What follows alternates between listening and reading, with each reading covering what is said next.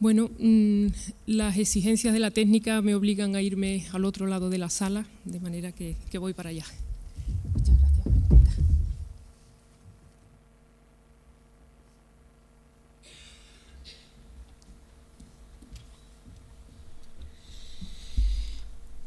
Bien, como hemos dicho, les hablaré de la sintaxis y gramática escolar en la España del siglo XIX y su proyección en Hispanoamérica. En Francia existen desde hace tiempo muchos estudios y excelentes sobre la gramática escolar en la época contemporánea, que nació allí con dos objetivos prioritarios. Por un lado, el servir de auxiliar pedagógico en la enseñanza de la enrevesada ortografía francesa y por otro, para promover el ejercicio de la escritura. En todo caso, la gramática escolar del país galo, en su versión más reciente, se nos presenta como una corriente ligada a la implantación de la lengua francesa como materia de estudio en los planes de enseñanza, con un carácter fundamentalmente práctico, con su propia metodología y con sus contenidos extraídos de la gramática general que inauguraron los de Port-Royal y continuaron en el siglo XVIII, Dumarsais, Bossuet, Condillac, etc. En la órbita de influencia de esta pujante y duradera corriente, no tardó en iniciar su propia andadura la gramática escolar en España, donde una serie de factores contextuales propicios se conjuntarán para facilitar sus primeros pasos a finales del XVIII y su espectacular desarrollo en la centuria siguiente. Entre estos factores contextuales hay que señalar el reconocimiento oficial de la enseñanza del castellano como lengua materna, gracias al informe Quintana de 1813, la aparición de los primeros planes de estudio que regularizaban la impartición de determinadas disciplinas por cursos o niveles, la creación gubernamental de los primeros institutos de enseñanza secundaria y, como permanente telón de fondo, la presencia creciente del pensamiento ilustrado, originario de Francia, que en aquella etapa histórica alentaba todo lo que redundara en la educación de los ciudadanos. En el siglo y el milenio que estrenamos hace poco, los estudios sobre la gramática escolar en España contaban ya con algunos valiosos resultados, gracias a autores como Ginebra, Martínez Marín o García Folgado. Pero quedaban aún grandes lagunas por rellenar, como era, por ejemplo, determinar la repercusión que las doctrinas, sobre todo las de tipo sintáctico, contenidas en esos manuales, podrían haber tenido en la gramática moderna, o bien la proyección que esta corriente escolar tuvo en los países de Hispanoamérica. Fueron estos dos los objetivos prioritarios que un grupo de investigadores nos marcamos hace ahora 2 años cuando solicitamos al Ministerio de Educación y Ciencia español un proyecto I+D con el título Los comienzos de la moderna sintaxis, análisis lógico y análisis gramatical en la enseñanza del español, que fue informado favorablemente. Las palabras que siguen, y aunque como responsable del proyecto lleven mi única firma, no son sino un balance de las averiguaciones que hemos realizado hasta la fecha y deberán considerarse, por tanto, como el producto de un trabajo colectivo, donde a veces la estrecha colaboración deja escasos resquicios para estipular la autoría de un determinado hallazgo o de un dato concreto. Aún así, como no podía ser menos, iré señalando en el transcurso de mi ponencia las fuentes de autoría lo más precisamente posible. Los precedentes, los inicios y el desarrollo de la gramática escolar en España. El análisis como método de enseñanza de las lenguas tiene una larga tradición, básicamente como ejercicio destinado a la identificación de las unidades gramaticales y a la determinación de sus relaciones en el marco oracional. Es esta una práctica que puede encontrarse en la enseñanza de la gramática de la lengua española a partir de mediados del siglo XVIII. Una de las primeras muestras de análisis que encontramos en un libro escolar se debe a Cristóbal de Jaramillo, quien en su Arte Nuevo de Ortología, Gramática Castellana, Ortología y Calografía, de 1793, utiliza un patrón de análisis oracional exclusivamente morfológico que recuerda vagamente al que empleará unos años después Letellier en su edición de la gramática francesa de Lomont del año 1805. Es un procedimiento similar al que Torío de la Riva seguirá más tarde en su Arte de Escribir, aunque este se sirve de una expresión clásica y latinizante, hacer el régimen de la oración, para referirse a este ejercicio de descripción morfológica. Estos datos nos hacen sospechar que en ambos casos estamos todavía ante un tipo de análisis y ejercicios continuadores de la tradición más rancia, al modo del practicado en las gramáticas escolares que proliferaron en la Alta Edad Media, a partir de las Institutiones Grammaticae de Prisciano y del Ars Minor de Donato. Sin embargo, el tipo de análisis que aquí nos interesa comienza a propagarse desde Francia a partir del 18. Mantiene profundos lazos con la filosofía y se vincula con la lógica y la gramática general como procedimiento para aplicar al estudio del lenguaje considerado en estrecha relación con el pensamiento, según palabras de Esteban Montoro y García Folgado. De entre los enciclopedistas fue Di Marzay, filósofo y gramático, el primero en proponer el doble análisis lógico y gramatical de la proposición, que expone así en su artículo Construcción de la enciclopedia. Ahí tienen ustedes un texto que voy a traducir, al menos en parte. Se puede considerar una proposición o gramaticalmente o lógicamente. Cuando se considera una proposición gramaticalmente, no se tiene en cuenta más que las relaciones recíprocas que hay entre las palabras, mientras que en la proposición lógica no se tiene en cuenta más que el sentido total que resulta de la unión de las palabras. Así es como comienza ese texto de Di Marzay, del que se desprende que la gramática debe examinar el discurso pasando por el estudio reflexivo de la lógica y en el camino de vuelta, la lógica, definida como el arte de analizar el pensamiento, será el fundamento de la gramática. Sobre estos principios fundamenta el autor marsellés, Di Marzay, su fórmula del doble análisis, que aplica en direcciones contrarias. El análisis lógico, en un recorrido descendente que parte de la proposición como expresión de un pensamiento, para descomponerla en un sujeto y un atributo sin tener en cuenta las palabras. Y en el sentido opuesto, esta vez ascendente, el análisis gramatical, que se fija en las relaciones recíprocas que existen entre las palabras y asigna funciones a las categorías gramaticales. El análisis, la composición y descomposición del pensamiento y el discurso en sus respectivos elementos será también un concepto capital para los más destacados sucesores de Di Marzay. Condillac, por ejemplo, consideró que la lengua misma era un método analítico, como lo explica en su inacabada obra La lengua de los cálculos. Él decía que, traduzco, toda lengua es un método analítico y todo método analítico es una lengua. Estas dos verdades, tan simples como nuevas, han sido demostradas, la primera en la gramática, la segunda en la lógica, etc.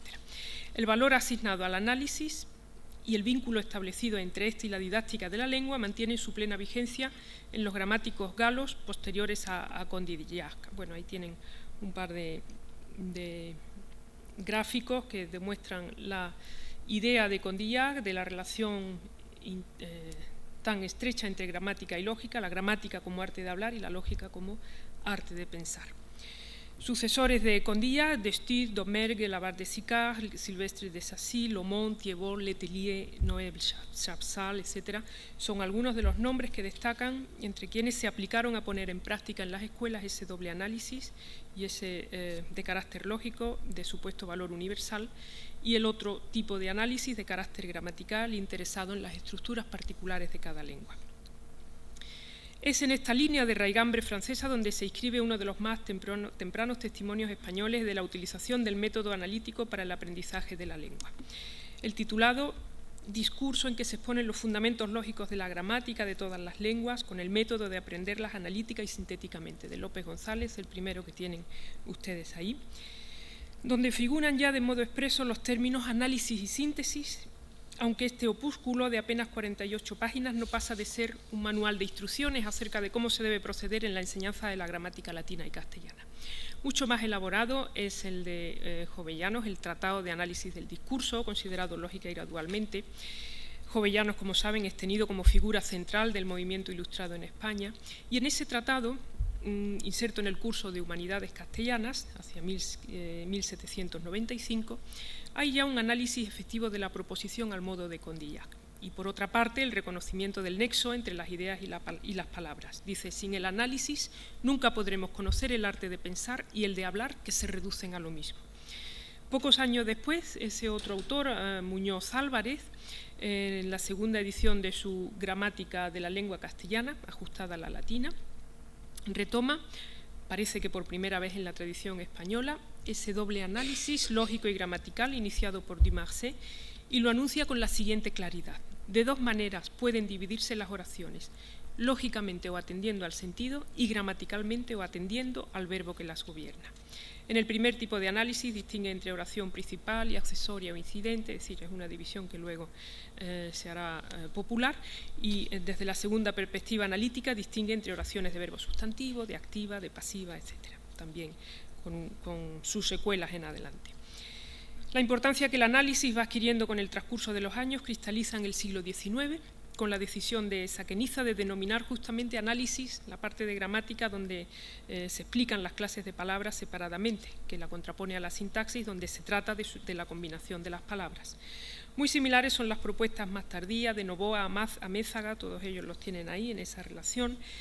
Algo distinta es la concepción de la Cueva, quien amplía las competencias del análisis y ahí incluye todo lo que tenga que ver con la descomposición del discurso y de la proposición. Un caso curioso es el de Martínez López, ese último autor que tienen en la relación. Martínez López incluye en sus principios de la lengua castellana una serie de tablas prácticas, en las que tienen ahí un ejemplo. Él se inspira en Lemaitre, en el francés Lemaitre. Con esas tablas él pretendía ejercitar a los escolares en el análisis. Esta tercera lleva el nombre de descomposición gramatical y ahí el alumno debía encajar en esas casillas con las etiquetas sustantivo, adjetivo, etcétera, las palabras de una oración dada. Y luego en la cuarta tabla, que es esta que tienen aquí, que titula Ejercicios analíticos, ahí el estudiante debía ir señalando las funciones desempeñadas por las palabras. Tienen ahí unas etiquetas, sujetos, verbos, complemento, directo, indirecto, y el alumno debía ir colocando en cada una de esas casillas, según su función, las diferentes palabras. El año de 1843 será decisivo para la historia del método analítico en la gramática escolar española, puesto que ahí coinciden, en esa fecha, la publicación de dos obras fundamentales para la historia del análisis lógico y gramatical. Me refiero a las obras de Juan Calderón, Análisis lógica y gramatical de la lengua española, y de Ramón Merino, Los principios de análisis lógico destinados a servir de base al estudio de la gramática en las escuelas primarias. El primero, el de Juan Calderón, supone un hito en el proceso de recepción de los métodos de análisis franceses. Ahí tienen la portada de esa primera obra, de la primera edición del análisis de Calderón. Y digo que es un hito en el proceso de recepción de los métodos de análisis franceses por su acabado tratamiento del tema y por el elevado número de ejercicios de análisis de textos con que ilustra la teoría. Este libro fue enseguida aprobado por el Gobierno de la Nación española como manual de referencia para los estudios superiores y poco después para las escuelas normales primarias. En cuanto a sus contenidos, Calderón deja muy clara la interrelación entre el plano del pensamiento y el plano de la lengua, aunque por razones metodológicas trata separadamente de uno y de otro tipo de análisis. Con relación al análisis lógico, Calderón hace un estudio de carácter funcional y semántico y sintáctico del discurso y la proposición, de manera que adoptando el mismo recorrido descendente que veíamos en Dimarse, comienza por descomponer el razonamiento en periodo, el periodo en proposiciones, la proposición en sujeto, atributo y complementos. El análisis del periodo, a su vez, le permite distinguir entre esos tipos de proposiciones, principales, incidentes y las incidentes en explicativas y determinativas. En fin, es una división que luego va a tener enorme repercusión en la historia de la disciplina en España. En cuanto al análisis gramatical, pues ahí tienen en el gráfico la tipología que él establece. La oración ya se llama, en el análisis gramatical, ya habla de oración y se dividen, según se consideren en sí mismas o consideradas una en relación con otras, tienen las de verbo sustantivo, de verbo activo, pasivo, impersonal, infinitivo, y todas ellas pueden ser de primera o segunda. Y en las consideradas unas en relación con otras, las simples y las compuestas. Ven ahí la relación de las compuestas de relativo, conjuntivas, condicionales, causales, finales de gerundio, etc. Las que hoy denominamos copulativas, disyuntivas, adversativas, distributivas, etc., se han quedado en el camino, confinadas en la parcela extragramatical del análisis lógico.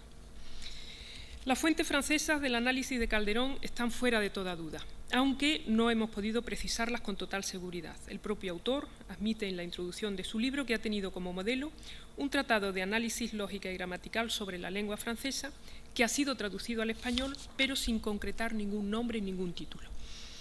De forma implícita reconoce que su libro es el primero de esta naturaleza que se publica en España, y entonces él se muestra orgulloso de dar a los amantes de la lengua, cito sus propias palabras, un tratado que tanta falta hace en ella por muchos respectos.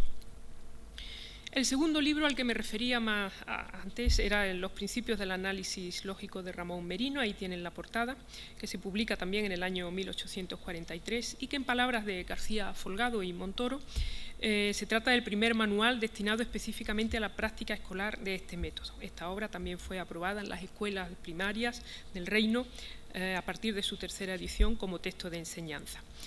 Este libro tuvo un éxito de ventas enorme y quizás a este hecho no fue ajeno la circunstancia de que su mismo autor fuera inspector de instrucción primaria en la provincia de Ourense y que su hermano Francisco, el editor y corrector de la segunda edición del análisis de Juan Calderón, ostentara el influyente cargo también de inspector general de instrucción primaria del Reino. Al margen de esta anécdota y de otras comentadas por García Folgado y Montoro, nos interesa citar aquí las propias palabras de estos investigadores respecto a lo que supone la obra de Merino en un análisis comparativo con la de Calderón. Ellos dicen que frente a Calderón, considerado un hito en cuanto a la introducción del análisis lógico y gramatical en España, Merino representa la vertiente escolar. Los intereses de Calderón son más eruditos y elevados, mientras que Merino compone un tratado con un perfil claramente aplicado a la enseñanza. Como se ve en la publicación del análisis lógica y gramatical de Calderón en el año 1843 y su enorme difusión en la enseñanza oficial, será motivo de estímulo para otros autores españoles para que pongan en circulación nuevas obras, también destinadas a la enseñanza. Sin olvidar que a esta proliferación de tratados de análisis del español contribuyó también la legislación educativa de la época, que con una serie de medidas oportunas ofreció el caldo de cultivo propicio para esta fecunda práctica. El siguiente gráfico da una idea aproximada, no es la evolución de la economía de la península ibérica, es un gráfico donde se muestra el llamativo crecimiento de tratados de análisis lógico y gramatical publicados desde la década de 1840 hasta 1900. En esta línea se publican, como ven, en suelo español, un gran número de manuales cuyos títulos son una réplica aproximada del escogido por Calderón. Quizás entre ellos el más destacado es el Tratado de Análisis Gramatical y Lógico de Simón Aguilar y Claramunt del año 1879, publicado en Valencia. La pasión por el análisis que embargó a los profesores de gramática en esos años se refleja también en otro grupo de manuales cuyos títulos, ya más distanciados del de Calderón, incluyen únicamente la expresión análisis gramatical o solo análisis, es decir, sin referencias ya al aspecto lógico. La mayor parte de estas obras, de las que tenemos registradas unos 45 títulos aproximadamente, se publican ya en el siglo XX y el de mayor difusión es el análisis gramatical de Luis Miranda Podadera, que les sonará al menos a los españoles, cuyas enseñanzas han llegado prácticamente hasta nuestros días, a lo largo de sus 34 ediciones.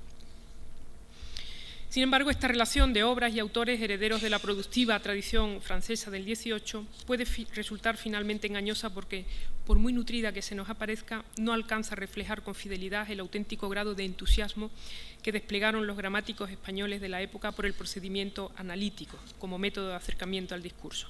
Hay que ir a los contenidos de otros muchos manuales de gramática que también encierran preciosas muestras de la corriente analítica. Son innumerables los autores de textos escolares, por no decir la mayoría, que a partir de mediados del XIX suelen reservar un espacio en sus gramáticas al análisis lógico y gramatical, como hemos estudiado ya en muchos trabajos. Un estudio detallado y sistemático de todas estas obras va confirmando la que es una de las hipótesis principales que justifican la existencia de nuestro equipo investigador, y es el progresivo desplazamiento, que podríamos llamar, por utilizar una palabra más actual, transfugismo, de las unidades trabajadas en el análisis lógico, el peregrinaje gradual de sus términos y de sus conceptos hacia la esfera gramatical hasta quedar aquel, el análisis lógico, vacío de contenido. De ahí a la desaparición formal de ese análisis lógico no habrá más que un paso. Es decir, en la misma medida en que el análisis gramatical va ampliando y perfilando sus contenidos, se van reduciendo la atención y el espacio que los gramáticos asignan al análisis lógico. Bien, con el transcurso de los años permanecerá un único plano de descripción, el gramatical, donde convivirán en perfecta armonía elementos, categorías, denominaciones que desde Dumarsais venían distinguiéndose y aplicándose en dos niveles bien delimitados, el plano lógico y el plano gramatical, en relación especular. Así se comprueba en obras más tardías, como la anónima Análisis lógico y gramatical, de 1939, donde a pesar del título encontramos ya solo análisis gramatical. análisis del lenguaje. Nada se dice ya de ideas, juicios, raciocinios, ningún análisis ya desde la perspectiva logicista. Ya en esa fecha, 1939, el desplazamiento terminológico y conceptual es una realidad palmaria. Esta hipótesis la pudimos confirmar el profesor Zamorano y yo misma en un artículo en el que trabajamos sobre el valor metalingüístico del término análisis, y ahí, gracias a uno de los resultados colaterales de esa investigación, puso de manifiesto que los gramáticos analizados podían agruparse en 4 bloques fundamentales que tienen ahí, de manera muy rápida. Un grupo de autores, primero, que hacían referencia al análisis, pero sin distinción de sus tipos. Ahí tienen Jovellanos, Saqueniza, La Cueva, etc. Un segundo grupo de autores que distinguían más o menos precisamente entre análisis lógico y gramatical, con un tratamiento equilibrado de ambos, entre ellos Calderón y Merino. Un tercer grupo de autores que distinguían entre análisis lógico y gramatical, pero con mayor peso ya del análisis gramatical. Y por último, un cuarto grupo, entre ellos Avendaño, Núñez Meriel, etc. Y por último, un cuarto grupo de autores donde ya el predominio del análisis gramatical es absoluto, con distinción de subtipos, análisis analógico, sintáctico, ortográfico, etc. Y ahí se incluyen Rosanes, Hermosillo, Blanco, etc. Bien, también presentábamos un gráfico que visualmente es muy útil porque ahí se ve perfectamente, no sé si ustedes lo ven bien, hay una línea rosa que es la que nos da el aporte lógico, que es esa que tienen aquí, que va también subiendo, bajando, pero lo que me interesa señalar es que en esas 3 etapas del análisis lógico y gramatical, en la primera, si observan ustedes, lo que es el aporte lógico está arriba, lo que es el aporte gramatical abajo. Aquí tenemos Calderón y Merino, donde se ve que marca el 50%, ¿no? Hay un tratamiento equilibrado del análisis lógico y gramatical, donde están estas 2 flechas azules, para llegar, y luego es una etapa de bastante confusión, de análisis lógico gramatical, y aquí me interesa que vean ustedes cómo lo que es aporte lógico baja a la vez que sube lo que es aporte gramatical, en ese transfugismo al que me he referido antes, en que desaparece ya al final del periodo lo que es puramente análisis lógico. Bien, pasando a la segunda parte de esta ponencia, me quiero referir a lo que es la difusión del modelo escolar en Hispanoamérica, que era el segundo objetivo de nuestro proyecto de investigación. Cómo se difunde en la otra parte del Atlántico este modelo escolar desde Francia a través de España. Con la Declaración de Independencia de las Provincias Unidas de América del Sur en el Congreso de Tucumán, en el año de 1816, comienza un proceso de construcción de las identidades nacionales de cada uno de los nuevos países emergentes, que culminó con la pérdida de la isla de Cuba en ese annus horribilis español de 1898. De ese proceso no escapó naturalmente el ámbito educativo, que en cada país procuró una legislación escolar propia, adaptada a la realidad y a las necesidades socioculturales de las nuevas naciones. Veremos a continuación algunos ejemplos, los que hemos podido estudiar hasta la fecha por el grupo de investigación, porque es un trabajo enorme, ¿no? El ámbito de Hispanoamérica, como saben, es enorme y es una tarea que no puede ser solo de un equipo de investigación, sino que tendría que ser de varios equipos investigadores, estudiar todo ese proceso de difusión de la gramática escolar en territorio hispanoamericano. Nosotros nos hemos dedicado solamente hasta ahora a Argentina, Uruguay, Cuba, parcialmente. No quiero entrar en Colombia y Chile porque los profesores Zamorano y Castensiner tienen en este congreso precisamente aportaciones a esos 2 países, de manera que solo voy a tocar muy rápidamente lo que hemos averiguado en nuestras investigaciones sobre Argentina, Uruguay y Cuba. La gramática escolar en Argentina. A esta república llegaron muy pronto las modernas ideas filosóficas y gramaticales que en Francia y otros países europeos estaban poniendo en jaque a los tediosos métodos escolásticos. Algunos testimonios señalan que las obras completas de Condillac, a pesar de su carácter heterodoxo, Condillac y otros autores estaban también proscritos, lo mismo que en determinada época en España, en Argentina. Algunos testimonios señalan que a pesar de su carácter heterodoxo, las obras completas de Condillac ya estaban presentes en bibliotecas particulares anteriores a 1810 en Argentina. Recuérdese también el curso filosófico que en el año 1819 Juan Crisóstomo Lafinur dictó en el Colegio de la Unión del Sud de Buenos Aires, mediante el cual parece que se difunden las ideas de Locke, de Condillac y de Stute. Estos eran autores europeos, franceses, ingleses, que entre otros daban cobertura y legitimidad a los ideales patrios de democracia, de ilustración y soberanía anhelados por las nuevas naciones hispanoamericanas. Repasemos rápidamente algunas de las obras gramaticales de carácter escolar que se publicaron en suelo argentino. Voy a centrarme un poco más en la de Felipe Senillosa, en la de Vicente García Aguilera y por último en la José Hidalgo Martínez. De las otras solamente haré hincapié en ese título de la obra de José Codina, Compendio Gramatical de la Lengua Nacional, y en la de Antonio Valdés, Gramática y Ortografía de la Lengua Nacional. Observen entonces ese adjetivo nacional que pretendía de alguna manera poner distancia entre la emergente nación argentina y la metrópoli, la antigua metrópoli. De Felipe Senillosa, la obra publicada en 1817, simplemente diré que, según los estudios de García Folgado, es considerada el primer libro de texto editado en la República Argentina y tiene el mérito también de ser una de las obras que señalan el inicio de la corriente ideológica en la lingüística hispánica. Como ven, es una fecha muy temprana de publicación de una gramática con esos principios de la gramática filosófica francesa. Senillosa fue uno de tantos intelectuales españoles progresistas de la época, fue un afrancesado que llegó a trabajar en el ejército francés en París, que conoció personalmente a Destutt, que se exilió a Inglaterra y donde trabó amistad con políticos argentinos con los que acordó formar parte del grupo de intelectuales europeos que se estaban incorporando a esa nueva nación argentina para desarrollar sus trabajos. Senillosa, al igual que Dumarsais o Condillac o Destutt, considera que el análisis es el instrumento que permite acceder a cualquier tipo de conocimiento, también al de la gramática de las lenguas. Senillosa dirige su atención al análisis, efectivamente. Dice él que las palabras no son sino la parte mecánica del idioma en contraste con las ideas que son el verdadero ser de la palabra.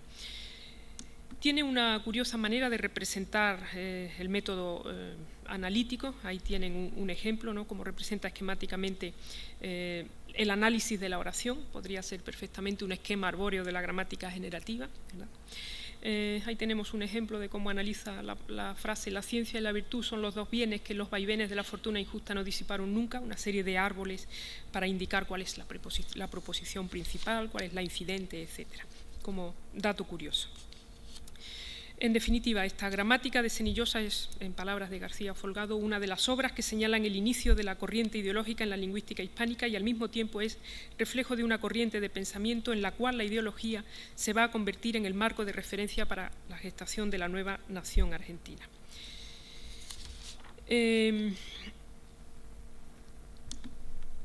Tenemos ahí la portada de otra obra interesante para la historia de la gramática escolar en Argentina, el Tratado de Análisis Lógico y Gramatical de la Lengua Castellana, publicado en 1880 por Vicente García Aguilera en Buenos Aires. Y aquí nos interesa por tratarse del primer manual de este tipo, publicado por y para los argentinos, siguiendo la obra de Juan Calderón.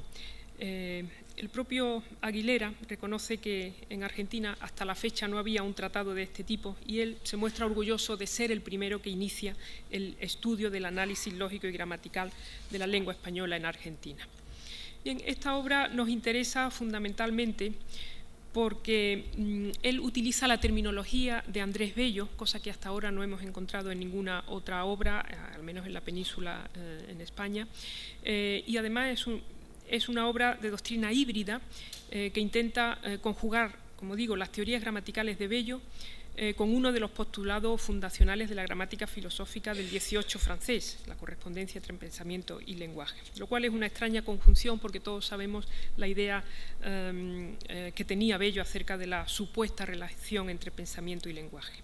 Pero García Aguilera lo que pretendió era importar a su país la práctica del análisis lógico y gramatical, una centenaria tradición gramatical, como sabemos, de procedencia francesa, con el propósito de modernizar la enseñanza escolar argentina. Y no se limitó a introducir sin cambios esa corriente, sino que se propuso darle un toque distintivo, marcarla con una impronta americana de prestigio, es decir, la terminología de don Andrés Bello, en un tiempo en que convenía rubricar los productos hispanoamericanos con ciertas señales identitarias que servirían para afianzar los rasgos propios de una nación emergente. Otra obra, por último ya para acabar esta parte argentina, importante es la de José Hidalgo Martínez. Ahí tienen la portada de la 4ª edición del curso gradual de gramática castellana. En nuestros estudios nos hemos centrado en la edición de 1930, en la 18ª edición, tuvo muchas ediciones, y aquí muestra una acusada dependencia de autoridades gramaticales originarias de España, con la excepción del inexcusable Andrés Bello. Ahí tenemos un cuadro donde se ve la presencia en esta obra de Hidalgo Martínez, por supuesto de Andrés Bello, pero con mayoría de autores españoles. Tenemos ahí la presencia de la Real Academia Española, Díaz Rubio el misántropo, Vicente Salvá, entre corchetes pongo los que son implícitos, es decir, no lo cita, pero se adivina que Salvá está detrás de todo su estudio de las preposiciones. Eduardo Benot también entre corchetes, porque en ningún momento lo cita, pero su terminología destaca enseguida, sustantivos frase, adjetivos frase, verbos frase, etcétera, Primitivo San Martí, etcétera. Es decir, hay una serie de autores que vienen a conformar un tejido gramatical de inspiración muy diversa, con esa palmaria hegemonía de autores y obras procedentes de España. Bien, paso a la gramática escolar en Uruguay. A diferencia de la gramática escolar argentina, la producida en este país del Río de la Plata ha sido menos estudiada en sus años iniciales. Es el primer cuarto del siglo XX, el periodo que mejor conocemos, gracias a las investigaciones del profesor Zamorano, que paso a resumir aquí. A grandes rasgos, en los textos escolares uruguayos de esta etapa continúa la omnipresencia de la doctrina académica y, como dato más imprevisto, el acusado y fecundo influjo de la teoría de Eduardo Benot, que en los manuales argentinos, como hemos visto, quedaba limitado a una mínima huella terminológica. La teoría de Benot fue exportada a Montevideo por el también intelectual gaditano Francisco Gámez Marín, que desde su juventud se afincó en la capital uruguaya y fue autor de una gramática razonada del idioma castellano, en 1910. En la dedicatoria de esta obra cita expresamente a Benot y se declara seguidor de sus principios lingüísticos. Zamorano ha demostrado la influencia de este autor, Benot, en Gámez Marín, quien, rompiendo parcialmente con la gramática anterior al introducir ideas de corte estructural, supo conjugar equilibradamente la teoría preestructuralista de Benot con la tradicional de la Real Academia, dando así lugar a un fructífero sincretismo de reelaboración, lo llama el profesor Zamorano. Deja también claro este profesor el papel decisivo e influyente de Gámez Marín en la teoría gramatical uruguaya, y cito sus palabras, gozne entre las teorías de Benot y su aplicación a la enseñanza en este país sudamericano, como demuestra el que fueran reconocidos como textos oficiales dos de sus obras, para la enseñanza superior, su gramática razonada en la edición de 1913 y su compendio de 1919 para la escuela secundaria. La etapa de enseñanza primaria en Uruguay fue cubierta oficialmente durante más de 40 años por dos tratados gramaticales inspirados también en la línea de Benot y Gámez Marín, aunque sin romper del todo con la tradición academicista. Son los tratados de Abadíe, Soriano y Zarrilli, los titulados respectivamente Rubén Darío, libro de lenguaje para quinto año del año 1924, y Cervantes, libro de lenguaje para cuarto año, 1937. Estas dos obras son consideradas por Zamorano como el eslabón entre los estudios teóricos y la didáctica de la lengua en la enseñanza primaria. Tienen aquí un cuadro.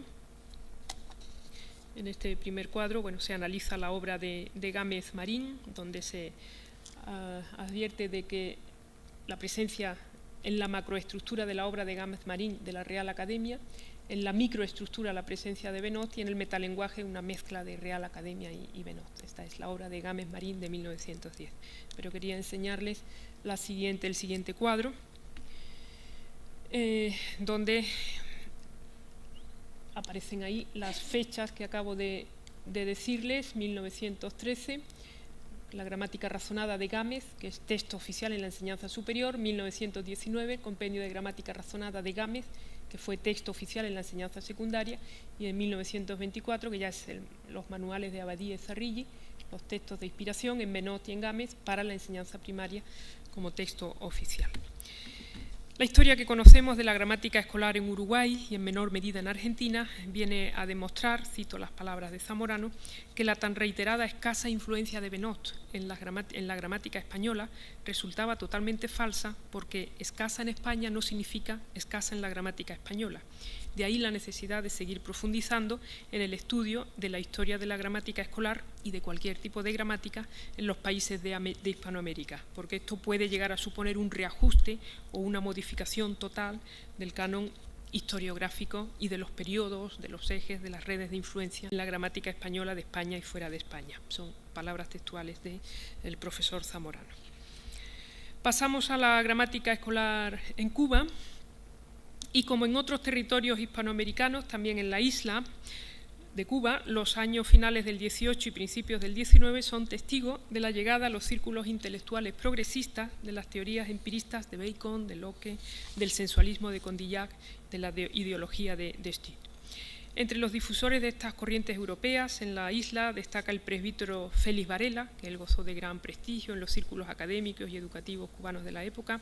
Él fue un audaz renovador de la enseñanza, de los métodos de enseñanza en Cuba. Lidió por la sustitución del griego y el latín por el español como lengua de cultura.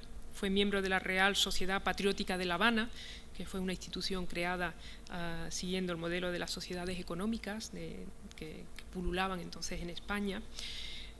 Como resultado del pensamiento ilustrado. Este Félix Varela fue el deudor teórico de Locke, de Condillac, de Stuart, y fue una de las principales figuras que divulgaron estas ideas europeas en la isla de Cuba. Y entre sus seguidores, y aquí nos interesa sobre todo este autor, Juan Justo Reyes, gaditano también, de origen gaditano, que se instaló en la isla caribeña desde el año 1824, y Reyes fue precisamente un personaje muy controvertido porque fue acusado de bigamia, fue también acusado de desfalcar a la hacienda pública y precisamente por ese delito fue encarcelado, se suicidó posteriormente en la prisión.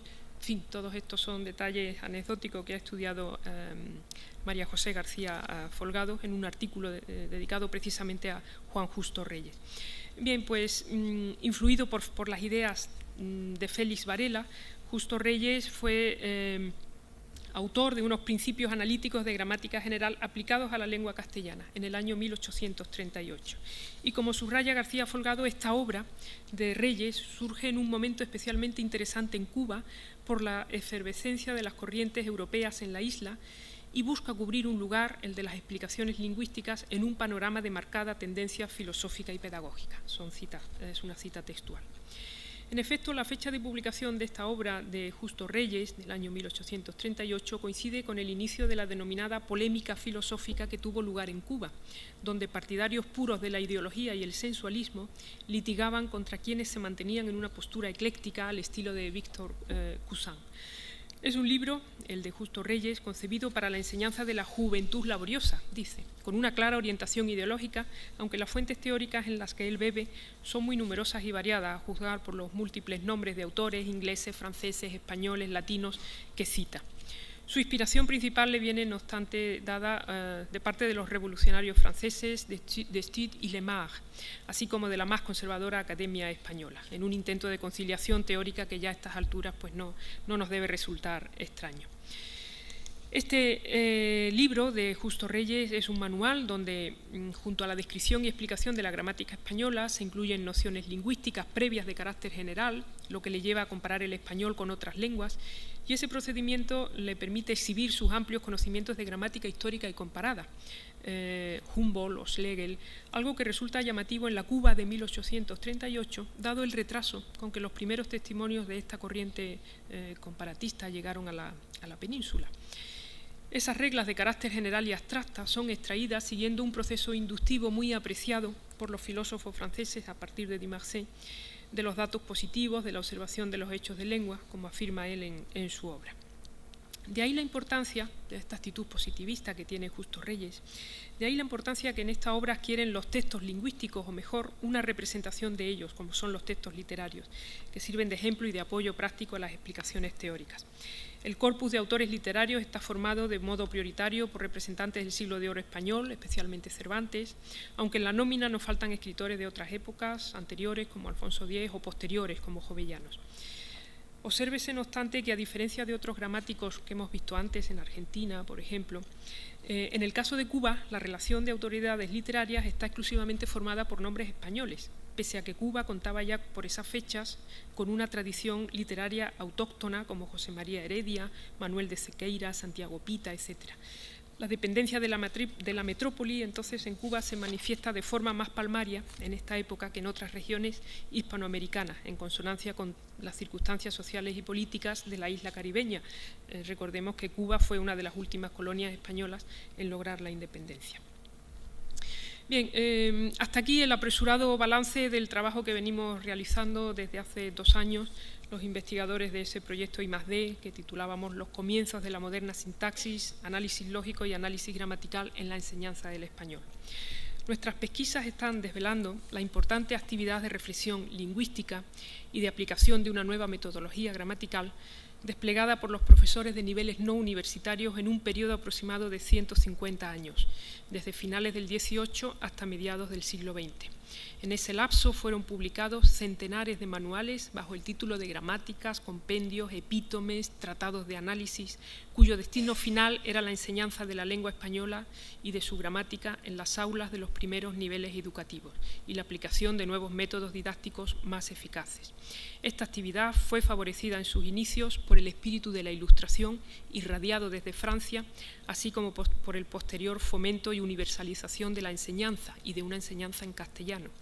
Los principios filosóficos de la gramática general del XVIII francés, con su barniz positivista, son los que, resumidos y adaptados a las jóvenes mentes, a veces interesadamente manipulados por una ideología conservadora, serán transmitidos en este tipo de gramáticas escolares, lo que explica el protagonismo que en sus contenidos adquiere el análisis lógico, gramatical, como método didáctico en las clases de lengua española. Esos principios filosóficos, vehiculados por la gramática escolar, terminarán por incrustarse en la descripción lingüística del castellano hasta tal punto que el resultado, sobre todo en el plano sintáctico, fue un enriquecimiento conceptual y terminológico decisivo para el avance de la disciplina. De tal manera que se puede hablar de un antes y un después en la historia de la gramática y especialmente en la sintaxis española, teniendo como eje referencial las transformaciones sufridas en el seno de la corriente escolar del siglo XIX, gracias a esa inyección de aporte filosófico en sus planteamientos. Aclararé por último, como ha quedado aquí de manifiesto, que en esa etiqueta gramática y sintaxis española incluimos también los manuales que se redactaron para la enseñanza en las antiguas colonias americanas.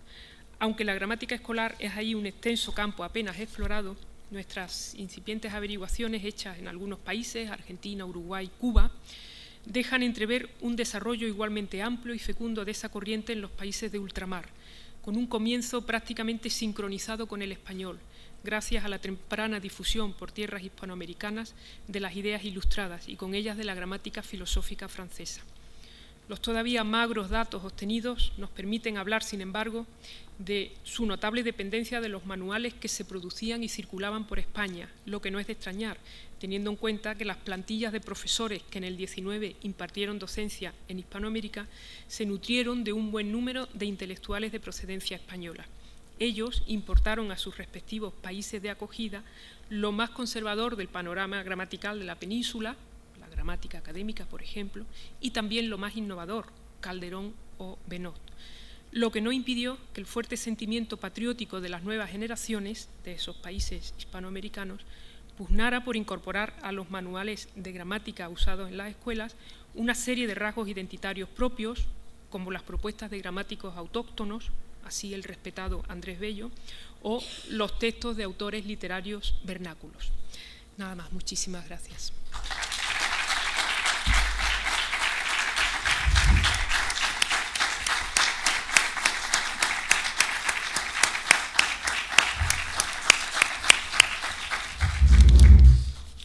Muchísimas gracias, doctora Calero, por su brillantísima conferencia, que efectivamente pues, completa el panorama de conocimientos que teníamos del siglo XIX y además pues, proyecta estos conocimientos de la gramática escolar hacia Hispanoamérica.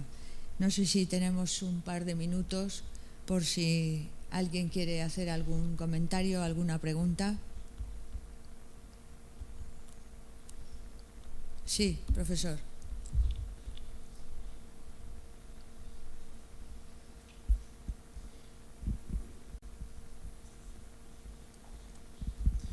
Muito obrigado, uma boa tarde.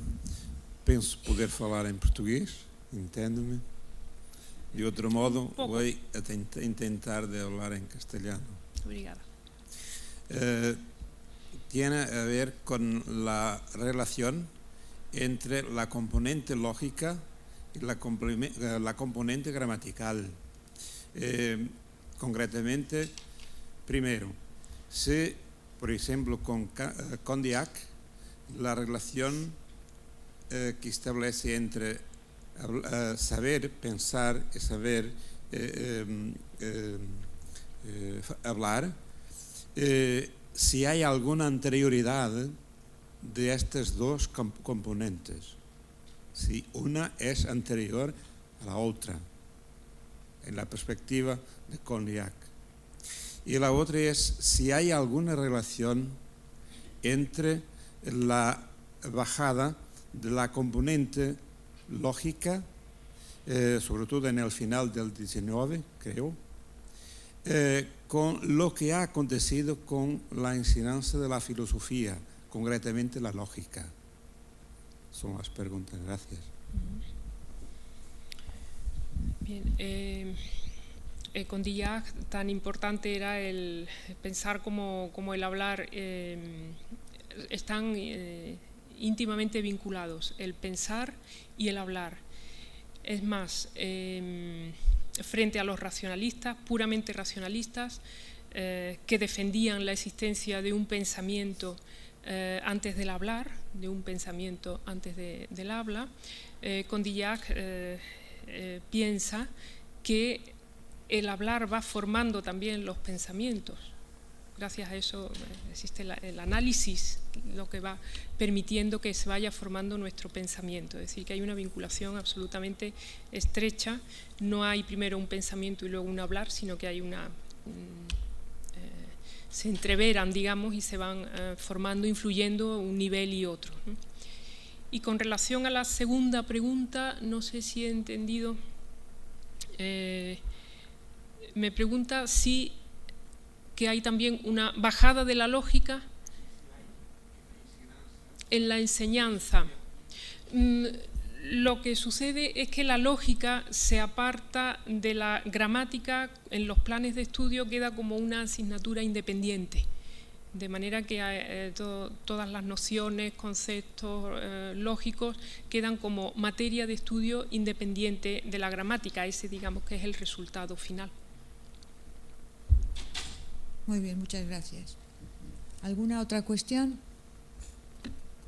No. Pues muchas gracias a todos por su asistencia y se levanta la sesión.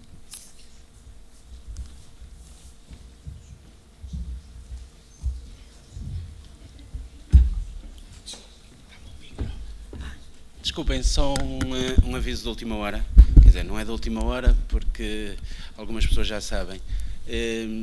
O jantar, portanto, é às 8, mas quem está no hotel e não tem transporte próprio vai passar uma carrinha a partir das 7 para trazer para o restaurante.